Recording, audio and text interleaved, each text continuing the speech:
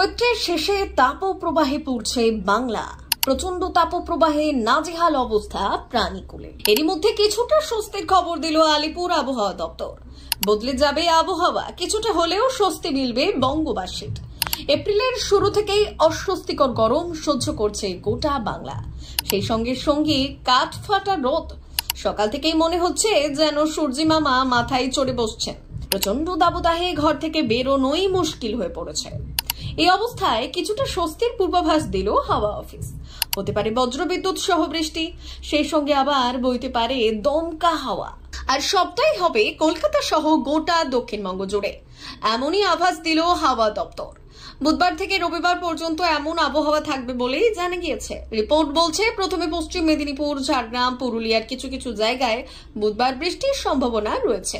তারপর বৃহস্পতিবার বৃষ্টি হতে পারে পশ্চিম মেদিনীপুর, ঝাড়গ্রাম, পুরুলিয়া, বাঁকুড়া, পশ্চিম বর্ধমানের বেশ কিছু এলাকায়। আবার শুক্রবার ঘন্টায় 30 থেকে 40 কিলোমিটার বেগে ঝোড়ো হাওয়ার সঙ্গে কলকাতা সহ দক্ষিণের সব জেলায় বজ্রবিদ্যুৎ সহ ঝড় বৃষ্টির পূর্বাভাস রয়েছে। এদিকে আবার শনিবার এবং রবিবার বৃষ্টির সম্ভাবনা রয়েছে 2 চব্বিশ পরগনা, 2 মেদিনীপুর, ঝাড়গ্রামের বেশ কিছু এলাকায়। তবে আগামী 6 এপ্রিল অবধি দক্ষিণবঙ্গের সব জায়গাতেই শুষ্ক আবহাওয়া থাকতে পারে। তবে উত্তরবঙ্গে তাপমাত্রা বৃদ্ধি পাওয়ার প্রবল সম্ভাবনা রয়েছে। প্রায় 3 থেকে 4 ডিগ্রি করে তাপমাত্রা বৃদ্ধি পেতে পারে উত্তরবঙ্গের জেলাগুলিতে, যার ফলে কিছুটা হলেও রোদের তেজ সহ্য করতে পারবে উত্তরবঙ্গবাসী।